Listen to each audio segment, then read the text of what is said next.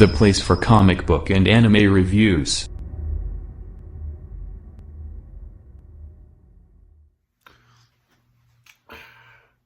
Hello there, you guys. Welcome to the Private Campbell 12's YouTube channel, place for your comic book and anime reviews.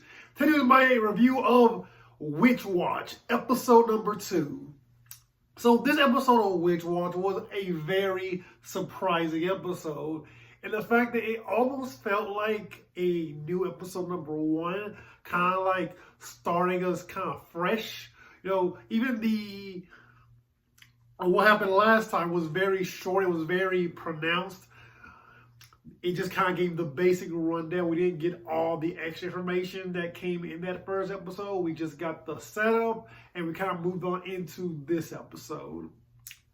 So this episode, we really get to see Nico and Morihito, our ogre character, go to school for the first time, and we get to see, you know, what that's like for young Nico. And it still plays into that vibe, that feeling of, you know, the wonders of magic, and with the character of Nico being this very fun-loving, very silly character, which I very much enjoyed. This episode and this series so far has kind of felt a little bit like the new Wizards of Waverly Place series. You know, where Wizards of Waverly Place kind of started off with, you know, this main character, this young girl who was a new wizard in training and very much being set up. They're like, hey, this is bad things going to happen to you in the future. And so let's try and stop that from happening before it happens. That's kind of what this series is also doing. Obviously, there's a lot of differences between that series and this series. And one thing I really enjoyed about this series that makes it very different from something like Wizards of Waverly Place is it doesn't fall into those weird, silly tropes that we get a lot of the times where we need to hide the magic. We need to, like, so everyone doesn't know who I am, what this whole magic thing is about, and trying to keep, like, everything normal until, like, maybe one or two characters maybe finds out, like, when, you know, she does, like, some weird magic trick, and someone finds out, and they end up becoming her friend, and they try to help her hide her secret. We don't really do all that. We don't do that whole tropey thing. It's very figured out very quickly that, hey, Nico's a wizard, or a witch, rather, and, you know, she kind of has to kind of go with it. And I love the fact that the school kind of just accepts her as a witch.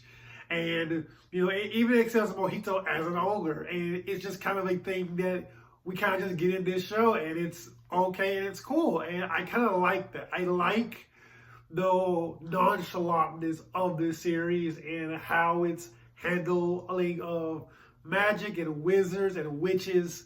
I really enjoy those aspects of the show and how it kind of keeps the jokes feeling fun and fresh, and also continuing almost goofy feeling that this series is probably going to continue to have, making everything feel very cheesy and over the top. And it definitely makes me very interested in seeing if this series is ever going to get darker, because, you know, we still have that whole dark destiny that has been set up, and seeing where that goes later on. I'm very interested in seeing how that makes this show feel different.